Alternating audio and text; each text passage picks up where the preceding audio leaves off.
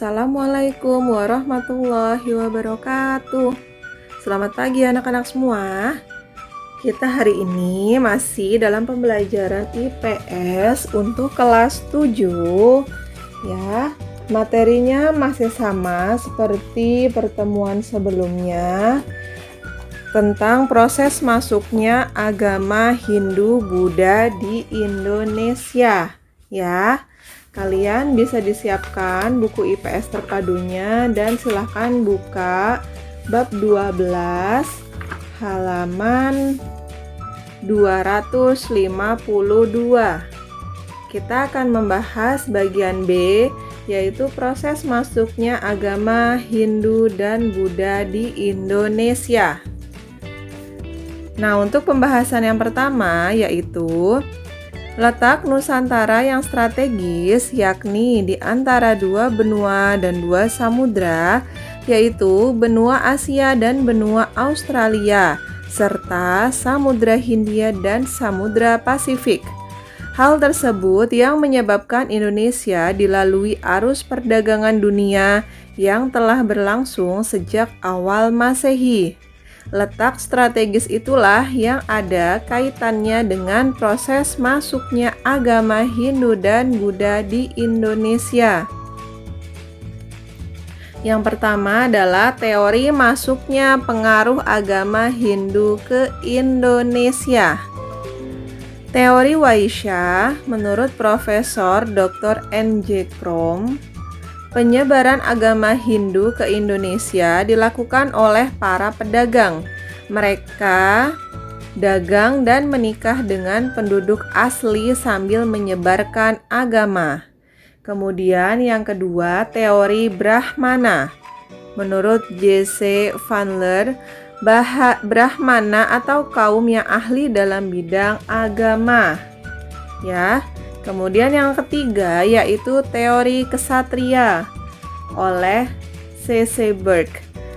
Golongan kesatria yang terdiri dari prajurit yang menyebarkan agama Hindu ke penduduk asli. Dan yang keempat yaitu teori arus balik yang dikemukakan oleh George Codes dan F.D.K. Bosch. Pedagang Indonesia yang pergi ke India dan mengunjungi tempat-tempat suci dan kebudayaan, setelah itu pulang ke Indonesia dan mereka menyebarkan agama Hindu. Ya, ini adalah teori masuknya pengaruh agama Hindu ke Indonesia. Ada 4 ya. Kemudian sekarang yaitu teori masuknya pengaruh agama Buddha ke Indonesia. Yang pertama yaitu proses penyiaran agama Buddha di Indonesia mengenal adanya misi penyiaran agama yang disebut Dharma Duta. Tersiarnya agama Buddha di Indonesia diperkirakan terjadi sejak abad ke-2 Masehi. Hal tersebut dibuktikan dengan penemuan patung Buddha dari perunggu di daerah Jember, Jawa Timur, dan Sulawesi Selatan. Pengertian akulturasi. Akulturasi adalah percampuran dua kebudayaan atau dua atau lebih tanpa menghilangkan unsur budaya lokal. Syarat untuk dapat terjadinya akulturasi adalah tingkat kebudayaan yang tidak jauh berbeda. Oleh karena itu, dapat disimpulkan bahwa kebudayaan bangsa Indonesia asli sebelum terjadinya akulturasi juga sudah tinggi tingkatannya. Kemudian yang selanjutnya adalah jalur masuknya agama Hindu-Buddha ke Indonesia. Jalur laut, yakni mengikuti rombongan kapal-kapal para pedagang. Ada juga yang melalui jalur darat. Biasanya ikut menumpang para kafilah lewat jalur sutra. Disebut jalur sutra karena para pedagang atau kafilah yang melalui jalan itu membawa barang dagangan berupa kain sutra dari Tiongkok. Kemudian selanjutnya yaitu daerah Indonesia yang dipengaruhi unsur agama Buddha. Di sini ada beberapa daerah ya. Yang pertama ada daerah Sempaga di Sulawesi Selatan. Yang kedua, daerah Jember di Jawa Timur.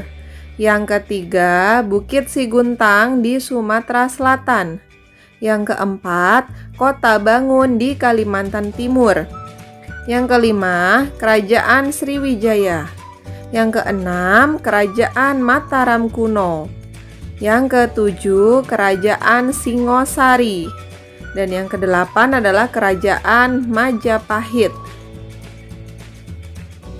Nah, sekarang adalah masih sama daerah Indonesia yang dipengaruhi unsur agama Hindu. Kalau tadi Buddha, sekarang Hindu ya.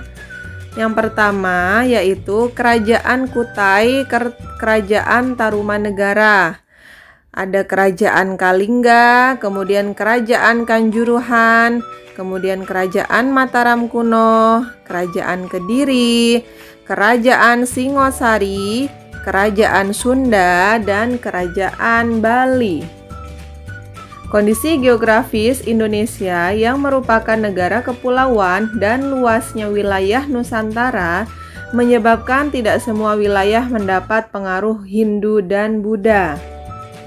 Daerah-daerah yang tidak memperoleh pengaruh Hindu-Buddha di Indonesia antara lain Maluku dan sekitarnya, kemudian pulau-pulau di Nusa Tenggara, serta Papua dan sekitarnya.